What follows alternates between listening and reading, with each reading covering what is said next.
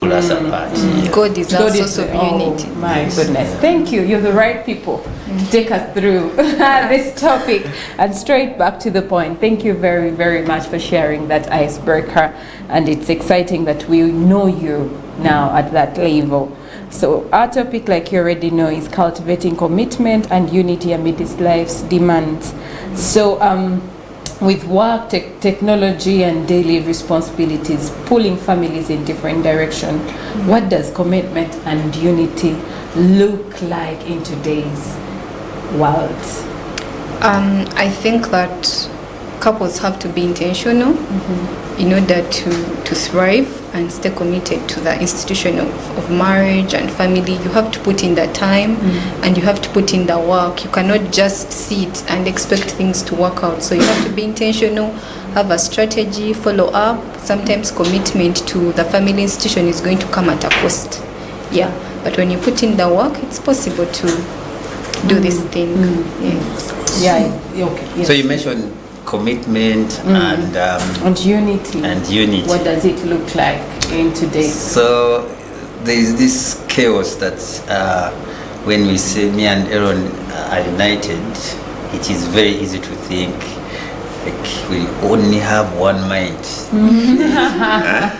Yeah, like there is no time when we disagree, or there is no any single time when we are actually. But unity, I believe, should be in a way that much as we have differences, we still we choose to work together because we have a leader. We have a leader, and as we work as a family, we also look to ensure that there is leadership, there is vision, there is direction, there is somewhere that we are going with this whole Balayo family thing, such that even when we differ on where we are going, we still have this one vision that brings us together at the end of the day. Wow. Thank you so much, and I really appreciate that. And one of the things that have caught my attention is that you choose to do life together. You choose to work it out. So there is a choice to be made, not to sit down and you're like, things will work themselves out. So really, I really appreciate that. How can parents move from just spending time together to truly being present and emotionally connected as a family? Well, that is a good question. But to start us off, it's also tricky in a way that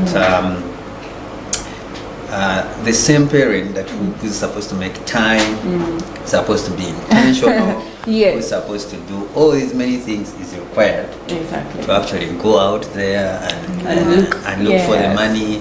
And of course, with life demands, school, feeding, of course, and developing as a family, there are very many things that are conflicting at the same time, and they require attention from the same individual and person. So with that in the hindsight, you find that it's going to always be difficult to always make the time to actually have a one-on-one interaction with them. And of course, it is not a given unless you've inherited wealth or something. It's not a given that you're going to be there and spend the time with the children and your spouse. So, like you said, we'll go back to intentionality, and I feel like if you could, in a day, be intentional. Very difficult, but be intentional and just put away the gadget, or intentionally switch off the TV, or create a repetitive or consistent. A rhythm? Oh yeah, a rhythm. A rhythm such that even the children look forward to it every single day. I think in our family we do. It might seem as though it's small, but we read a scripture, then ask around, what have you? Even when your child is playing and going all corners, you just say, let's do it. There are days when we are tired, both of us. We just say, today it's very difficult, but again we do it. But now, eventually, the children are the ones who start reminding you that "Hey, today we have not read a book. Today," so there is this boy of ours who, as if is a, how do you call them, an inspector. Like if you missed, he said, "But we have not done this. You've not done this. You can't go to bed until." That's the family monitor. Yeah. And he's really strict. Yeah. So. Okay. So out of that, you could now have those 15 minutes of something that the children look forward to, that connects you as in as much as you have all these other conflicting things. Yeah. Wow. So in addition, I think practically you have to realize that some of these things are hard to do. So you need help from our Creator. So for me, I pray and ask God, help me to do these things. They are hard. I don't feel like doing them, especially in those days when you're tired. So God is our strength, and He promises to give us strength. So intentionally is to realize that you can't do it on your own, and then so ask for the Holy Spirit to help you create the rhythms, put the screens down for a particular time, and also I think when you do some things over and over, the kids pick them up. And then life starts to thrive. Wow. Thank you so much. And one thing that I'm hearing over and over again, which really now attracts my attention, is the intentionality thing. Like as parents, we have to be so intentional. You either do it or do it. And there is no single person that is going to come and do it for you. You have to do it. So no, that's real. And also, you have to realize that you have a very short window to do it. You don't have forever. Your child is only a child for 18 years. But also time flies. The days are long, but they say the years fly. So when you use that perspective that you only have a particular season to parent, especially when the children are young, so you have to do it now so that you don't lose them after. Oh, I don't know. You deserve a high five. That's a serious one. Oh, thank you very much. What role do shared values or family traditions, like you were saying, play in strengthening unity during stressful or busy seasons? I would say that, I think in Amos it asks, how can two walk together unless they agree? So unity is important. If you have shared values, you're able to work towards a common goal. And even when things are hard, when it feels overwhelming, when you remember your common goal, it somehow brings you back. Okay, I'm tired today, but I'm tired because we are, working towards having a godly family. That keeps you together. So I feel like having a shared goal and communicating it to the rest of the family allows people to work together. If I'm to speak to this, I think, not necessarily think, but we went through a season where we were crafting a family vision, a mission, and values. Yes, we have not put them in the living room, but at least we know that our family will be one that will look inward as opposed to outside. We also know that we want to have a fun-filled family and a marriage that is good, centered around Christ. So, and because of that, we do things, small things, that feed into this big vision. So while there is tradition that I am from Bali, she's from Hoima, and there is those things that are engraved in us when we're growing up, we also know that our family is derived by the vision that we set up. So we pick whichever things that are good in our tradition and then blend them with our Christianity. And these are the things that as we parent, as we interact with our children, as we grow them in the ways of the Lord, we always will fall back to what we want to see, what we actually are growing towards, because God is generational, one generation after another. So we know that whatever we are doing does not stop with the two of us, but over 1,000 generations, and we're just a part and puzzle of that bigger thing that we even don't know, because we will probably won't be there. Won't be there. So we say that, you know what, for us do everything that we need to do right now. And it's that analogy that, you know what, how you plant a tree which you will never be able to enjoy the shade. So that's what we're trying to actually do. So we marry our traditions with our beliefs, so that we just don't, so that the children are not, so which side do we go? Should we lean more Christ-centered family? Yeah. Should we lean more on the tradition or Christ? So we just have to marry these two, make sure that we grow kids that are going to be of impact in this nation. Wow, thank you so much, and surely may the Lord bless you for that you're not parenting for now, even for the future, that those that will be there will say, indeed, these children were parented. You know, you can only imagine maybe if your child is a boss somewhere and everyone is like, but that boss, but now imagine they're saying, wow, this boss was parented well, was raised really well. So thank you so much for what you're doing, especially to the future community. God bless you. God bless you. How can parents intentionally protect their relationship with each other while still meeting the demands of raising children? That's tough. That's a good one. Again, I think all the answers will revolve around intentionality. You have to be intentional with whatever you're doing, but practically, I would say, ask for help. Where you feel like maybe you need to have some time to yourselves, ask for help, have friends maybe take care of the children so that you can go away, have a date or go away for vacations, so you can have breaks where you can truly focus on each other. Another way is to learn from other people.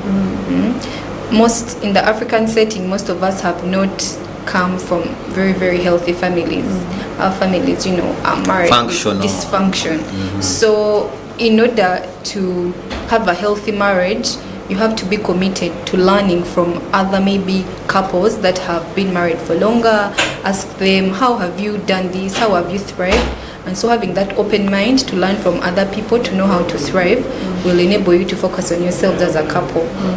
But at the back of our minds, you have to also know that marriage should not be kid-centered. Much as children are wonderful, they are gifts from God, your marriage, the husband and wife are the most important elements of the marriage, because you are married whether you have kids or not. So you have to always set aside some time to grow that relationship. You can even communicate to your children and tell them, you know what, mommy and daddy need some time alone. You know, give us 15 minutes and all that, so that your relationship can grow. When this relationship is working, even the parenting side is thriving. Wow, thank you so much. Erone, have something to add?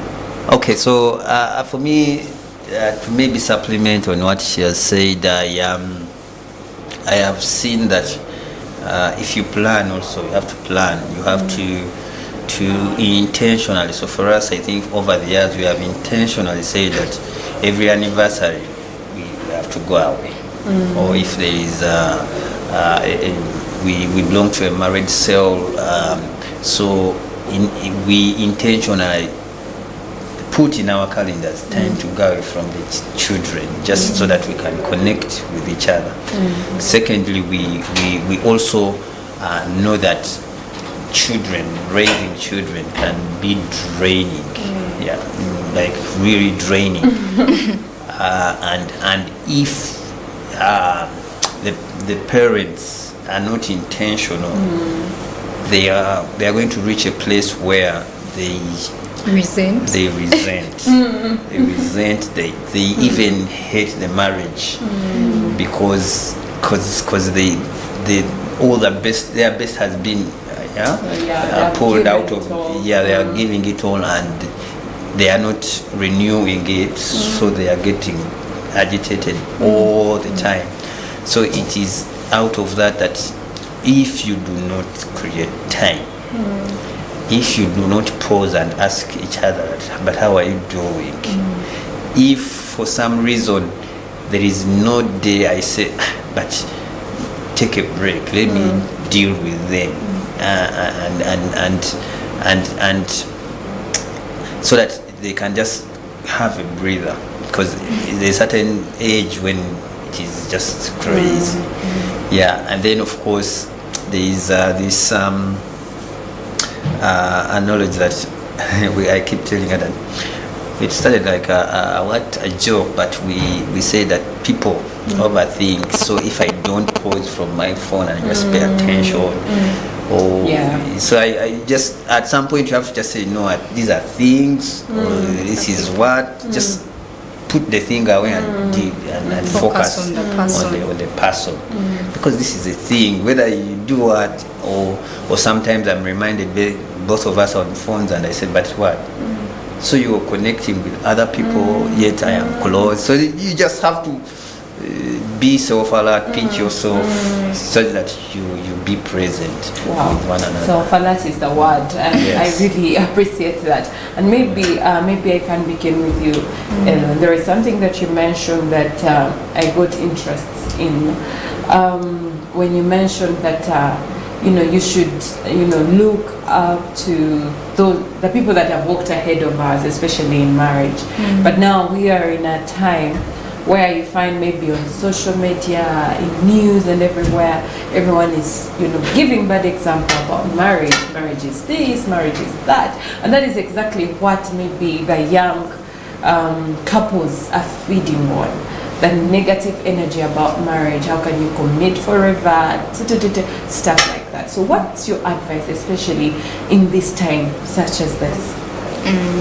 So I think that social media has given marriage bad PR, but I'd like to correct it today. There are good marriages out there, and so people should not be discouraged. Good marriages are out there, but also I think that you have to look within. Sometimes social media, you're looking at the bad marriage in Ghana, but when you look in your community, just around you, there are actually marriages that are good. So people should not get discouraged. Marriages that are good are there, and I would also like to encourage people who are in good marriages, you also go on social media and post, so that people can realize that marriage is good. But you see, in this world, bad news travels faster than good news. So don't be shocked when you see all the bad stories. The marriages are there. People have celebrated 40 years. We have a couple at church, they've celebrated 40 years. They do good things. If you surround yourself with the right people, you're in marriage fellowship, you go for this, there are some good spaces that do good PR for marriage. You realize that by the way, marriage is good. These things we see on social media, they're just a percentage of the reality. So people should be encouraged. Thank you. So just like the way you are doing right now. Thank you so much. I know someone is encouraged and is saying, wow, 10 years and they're still this happy, looking great. Thank you so much. Over to you. What are some simple communication habits that help families to stay connected even when life feels overwhelming?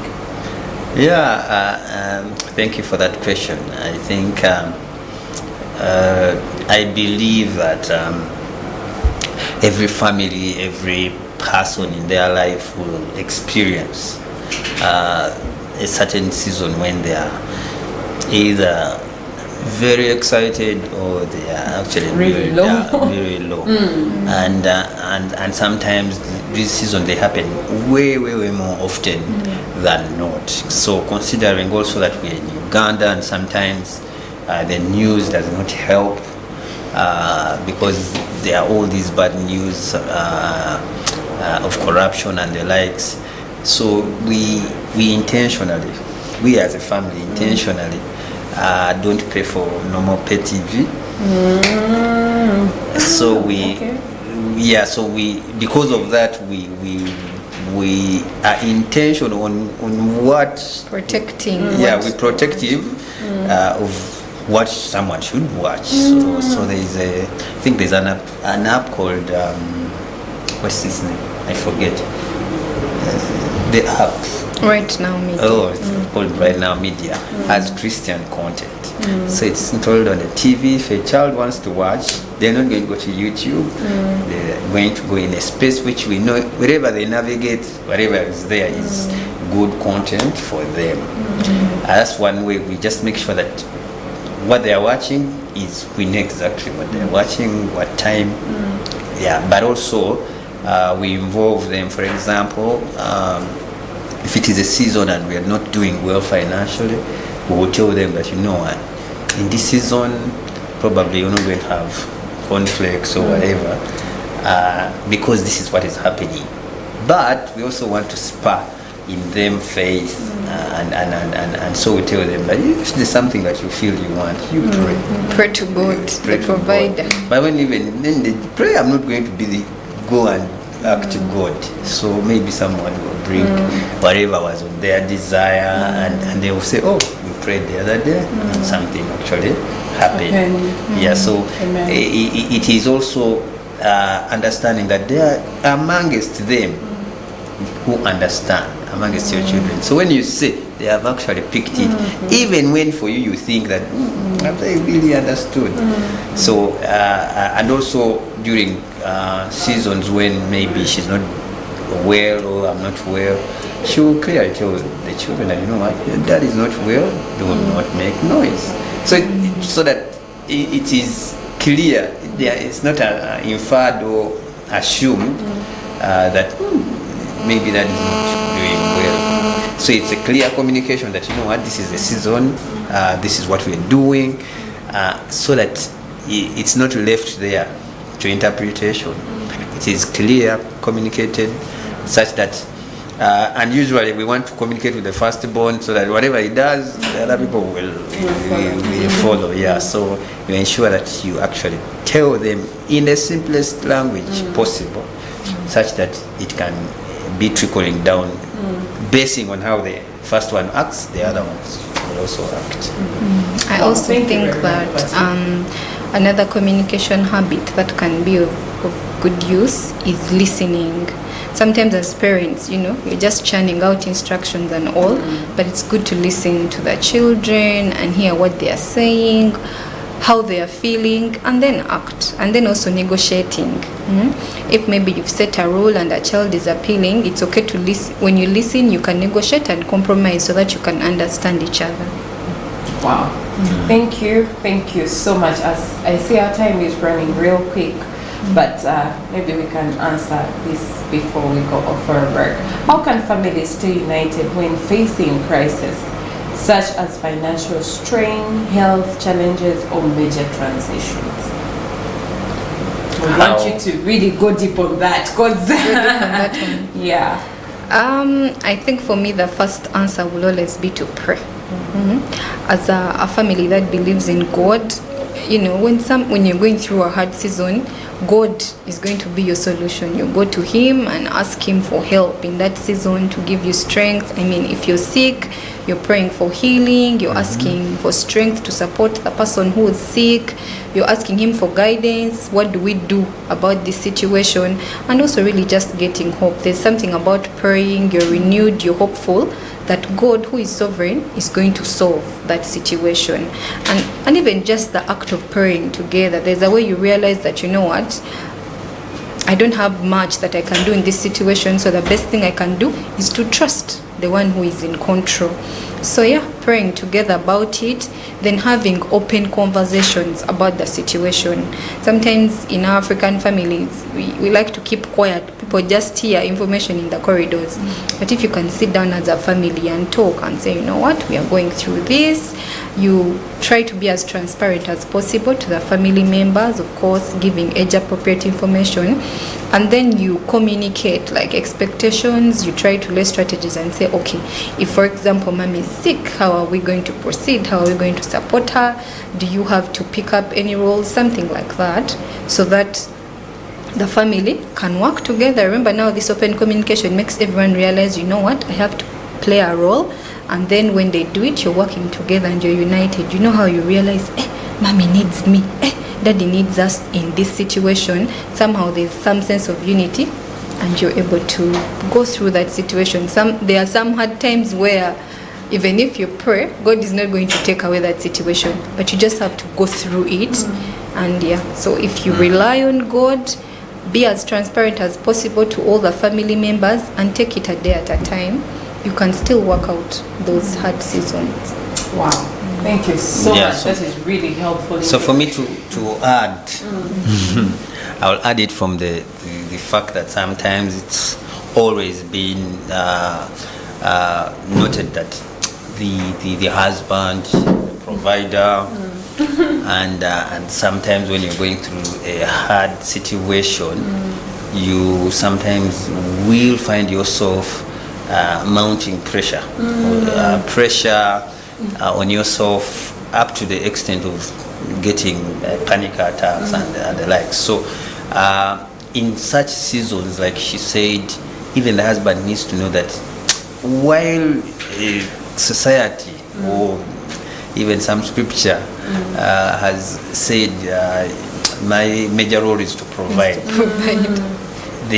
I am not entirely in control of it, and in such circumstances, the husband also needs to realize that God is my provider. So if he said I will provide for this family, he's going to provide. So I have to trust that he's going to do what he said he would do. So I in a way submit to God, and in so doing, I kind of remove some pressure from me, and then that way I can now allow God to direct me. Because whenever you think you're totally in control and you go out there, day one it refuses, day two it refuses, day three it refuses, because you're trying so hard on your own strength. Yet God is just saying, you know what, come to me, all you who are weary. There is no day that goes without me thinking about the Balayo family. There is no day that I would like the Balayo family maybe to sleep hungry or what.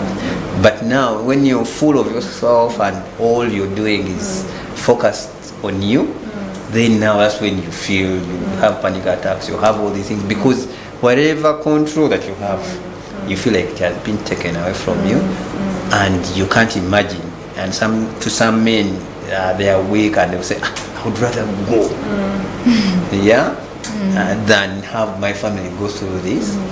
So they even get mental related sicknesses, because they are so much engraved in them finding the solution as opposed to going to the solution provider. Wow, thank you very much. And first of all, thank you for speaking for the boy child. That was really, really good. And it's also a call to the other gender to always really understand when maybe things are not going right at home financially. The kameza money, you can really let it pass. Why would you be, I need this, I need money for her, I need everything, and when you know the situation that really is at home. So thank you for bringing that out. I know it has helped someone. If you feel down, you feel like you're losing it, have hope. Trust in the Lord. He got you covered. Thank you so much for sharing that helpful information. Erone, you have something to add? I see your mouth is No. Okay. I'm agreeing with you. Thank you. Thank you so much. How can a shared belief system or moral foundation contribute to long-term family commitment? A shared belief system, like we said, when you have particular values that you have communicated, for example, faith, God-centered, fun, integrity, and all that. When you have things that you agree upon, that you're working towards, it's easier. Like any road where there's a clear goal, is easier to walk on than another one. So once you know the vision, even when you get obstacles, it's very easy to align and say, I'm going to Ginger, I'm not going to get any distraction taking me back to Mokono or telling me to go to Mbara. You know that I'm going to Ginger. So when a vision or mission is communicated clearly, it is easy. When obstacles come, yes, you can get derailed here and there, but you know where you're going, and that's the importance of shared values and belief systems. Once the whole family is on board and you have agreed, for us as the Balayos, we tell the truth. So you will tell the truth because now that's part of your identity. It determines your character. It's in your DNA. And even when you find moments where maybe you've fallen and you lie, you're easily convicted because you know, I'm not representing God and I'm not representing my family well because I have been dishonest. So having shared belief systems as a family is good because it helps you to know that everywhere you go, you're representing your family, and so it's much easier to be committed to each other. Wow, thank you. Yeah, maybe I can add a little. So you asked how having shared belief system contributes towards our unity. So most of the times when families are struggling, or spouse and the husband and wife are fighting, most of the cases everyone wants their way. So they don't have a shared vision. They are not marching towards something. And in such cases is when you find everyone trying as much as they can to push their agenda. And yet when we actually decide that I'm going to do life with Erone, Erone now is probably joining me so that we drive a certain vision together. And I don't know what happened along the way, but one of the couple quickly forgets that we're a team. Yes, exactly. And we are driving towards the same direction. So along the way, it could be peer pressure.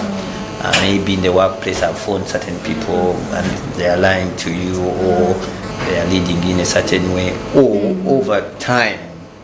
I would like to believe that over time people evolve. The perspective that Erone entered with in marriage when we just started out is so different from now. So we wonder during that course of 10 years, who has she been feeding on, who has been influencing her life, who has been speaking volume. Is it been God? Has it been people with wise counsel, or it's just been the whirlwind, TikTok? Yeah. And now that creeps into this union that was started on a good foundation, and eventually distorts. So whenever you're quoting that as a couple, if you're actually going through it right now, you need to pray. You need to pray that God gives you an opportunity to bring that marriage on course. That's the bigger vision. And the bigger vision is whichever marriage God puts together, there is a story. There is something that this marriage came together to achieve. There's a purpose. Exactly. So it's we just didn't come together to just have fun or take good pictures and then disappear to the ground. We actually came to fulfill some small niche part of God's grand plan. Yeah. So as soon as you realign to that one, you now put things in place to ensure that you drive towards this common goal that initially brought the two of you together. Wow. Thank you so much. And I must say that is really, really powerful and very, very helpful to the viewer right now, knowing that every marriage is different, is unique, and is there to fulfill a certain purpose, which is really, really true, and I appreciate it. You know, we are in a time, really a time where comparison is a thing. So and so, they went to Dubai after this, they have that. And you find you're not appreciating the little that you have in your marriage. And then your eyes are outside, you're forgetting what is within. And before you know it, you're not grateful, your marriage is disorganized, your children are disorganized. So when you say that, I really, really appreciate that, and it has really added a great thing to this show. Maybe over to you again. Maybe you will speak differently, but I will start with you. We are talking about commitment and stuff like that, and I know the viewer out there would be wondering, At work, they need commitment. Church, commitment.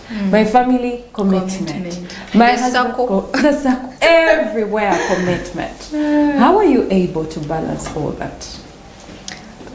You need to prioritize your life. Like all these things that are calling for your attention, you need to figure out what is actually priority. So for me, it is God, my marriage, my children, my ministry, then other things can follow. So even when I am giving commitment, those will come first. Really, we just prioritize, know what is important, and in even a particular season, sometimes you're going to be more committed to your children more than anything else. Like for example, if you've just had a baby, you need to focus, in that season your commitment is really to that baby. There are other seasons in ministry when you're spending a lot of time serving God. So prioritizing, but having that list, knowing that my family, my faith and my family have to come first before all the other things. And if there's ever any decision that I have to make that is disorganizing that order, then you have to do opportunity cost and give it up. Because commitment means you're going to stay loyal and dedicated to a particular thing. It's not going to be easy. There are going to be sacrifices that you have to make. Sometimes they are painful. The world will call you slow. It will call you fake. But we are not here to please the world. We are here to live for God. So when you know who you are, your identity, it's easier to balance those things depending on the season that you're in. Of course, with God as your strength. Wow. Wow. I really love that. Thank you so much. We are here not to please the world, but to please your God. And really prioritizing is key. Very, very fundamental thing. So thank you very much for bringing that. So maybe to add on what Erone just said, we happen sometimes to counsel couples who are tending to get married, and I think where we start is marriage is a covenant. So it's not so it's a lifelong covenant, and a covenant is different from a contract. So when you're going into this, you don't go in just to check it out. If you like it, you stay. If you don't like it, you check out.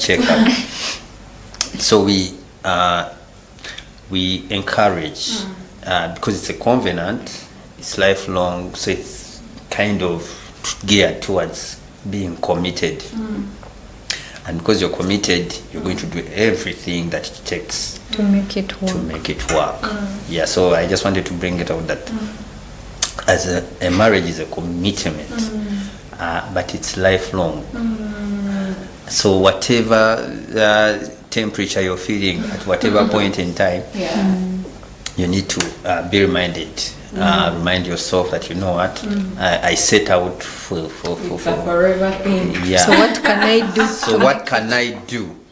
Yeah, in the season that I'm in to make sure that this covenant works. Oh, wow, that's a good one. Wow, thank you so much. And maybe also now, as your parent, like you mentioned at the start, your goal is to raise a godly family, godly children. But then these children, I don't know if maybe they're in a Christian school or they're homeschooling, but they are really mingling with everyone out there, coming from different backgrounds, with different beliefs. They hear this, they hear that. How are you really helping them not to dilute that you have invested in them? Okay, so I think at some point you have to realize that these children came to the world through us, but they're not ours. We are actually just stewards of God. So for me, I focus on doing my part, on being a good parent. I'll teach their values, train them up in the ways of God, and then pray and allow God to work in them, because it's impossible to raise perfect children because we are not perfect people. The only perfect person is God. So even as you parent, you have to know that you're not in control. Things are not going to come out perfectly. Sometimes the best lessons are learned actually through mistakes. As your children interact with what you would think is not good company, they are actually learning lessons. So if you're training them the right way at home. You're praying for them and just asking God to protect them wherever they go. That is enough, because they are not going to live in a bubble. We are raising them to actually go out there and be the light of the world. The only way they can light the world is when they are living in a world that is full of evil, of sin, and of all the bad things. So you have to trust that God, who created them, is also watching over them and will use every situation for their good. Amen. Yeah. Wow. I would like maybe just to add a little that, you know, our upbringing was totally different on the way we actually. So you need to also be cognizant, you as a parent, that there are gaps in your parenting, and you can only parent the only way you know how. So even you as a parent, as you parent the kid of now, need to actually maybe read, pray, be well blessed with what is happening in the current times, such that you are present in terms of your parenting. You're not just what you saw your parents do, you're also doing. Because it's a dynamic world, so things keep changing. So the child is not interacting mainly with what he used to interact with, because maybe for you it was more of outdoor, now it's more of indoor. And now you need to know exactly how to parent now, so that you navigate, so that you're not so fine-tuned that if your child is watching TV, then they're watching the right thing. Or if they are with a neighbor's child, they are still doing the right thing. So you just aware of your environment right now, not yesterday, not. So you're aware, so that you can parent based on the best practices now. So that means you're going to read books, you're going to pay attention to their friends, pay attention to what they're doing, meaning, as going back to earlier, being intentional enough to be present. So it's difficult now, because the parent will go very early in the morning and come back late in the night. So sometimes they don't know what's happening, what is happening in the child's life. So they are not aware, and then because they are not aware, they say, I grew up. They will grow up. But like she said, we are stewards, and every single thing that we do, we will account for it someday, when we are called to the judgment seat of Christ. We will be asked, I gave you these gifts, what did you do with them? Oh my God. God have mercy. Anyways, what are some practical daily or weekly rituals families can adopt to nurture togetherness amidst life's constant demands? I will go practical and maybe share what we do as a family. One, we make sure that we read scripture together on a daily, pray together. Families can touch, like make sure you hug your spouse, hug your children, express your feelings, tell your children I love you. It matters a lot. It helps build their confidence and things like that. So just doing small habits repeatedly can be a good way of building togetherness, but also making sure that you're spending time together. If you can, have family time, go out, have lunch, go for vacations if you can, and just create those moments where you're talking, you're asking a child, how was your day, what did you like, paying attention to them, because when you do, they will answer back, and somehow a memory is being created. Another thing that we can do is play with them, just going on their level and playing depending on their age. You do games together. It makes you more relatable as a parent. When you are at their level, maybe you're playing, Scrabble, Ludo, whatever game you're doing. We've done Kwepe now with my girls. You just become more human. So you're building togetherness. The more time you spend with somebody, the closer you get. So being intentional in spending time with the children and also with your spouse. I think when you're speaking, I was drawn to the fact that there's no way you're going to know your children until you're doing certain activities. So some of them, they are bad losers. Some of them, you get to know that they're emotional. Some there's no emotion at all.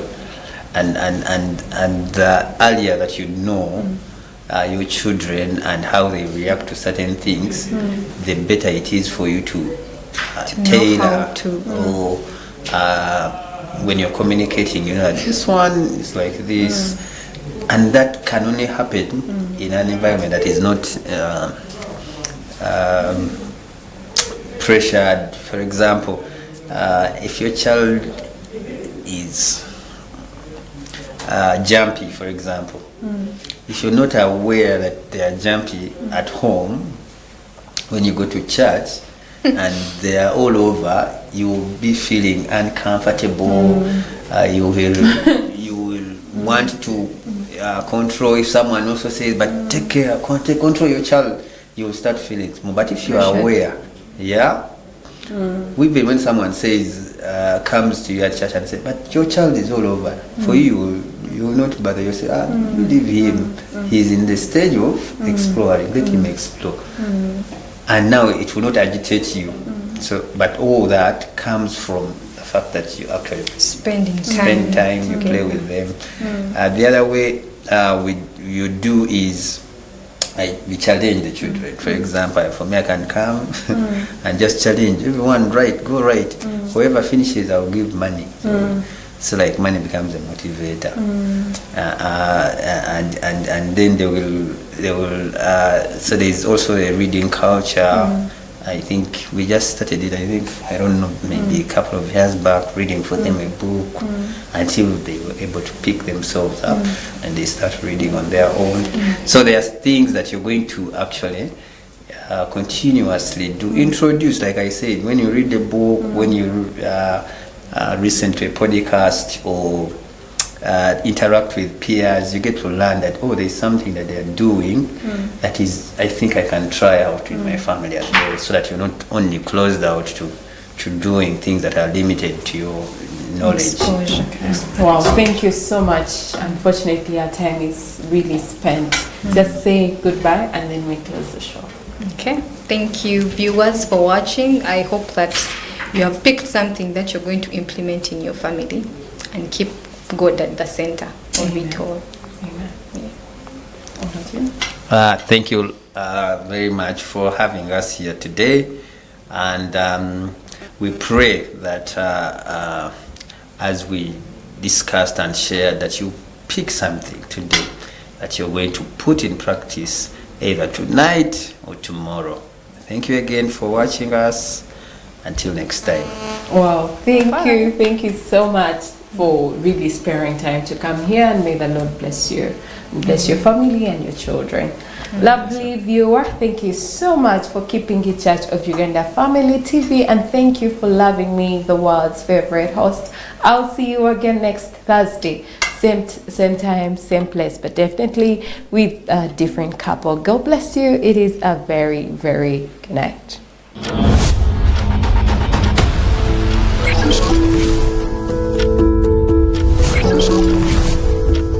Family Hour, empowering families one episode at a time. Together, we build strong, healthy, and thriving families with our daily dose of inspiration and expert insights on topics that matter, like education and career.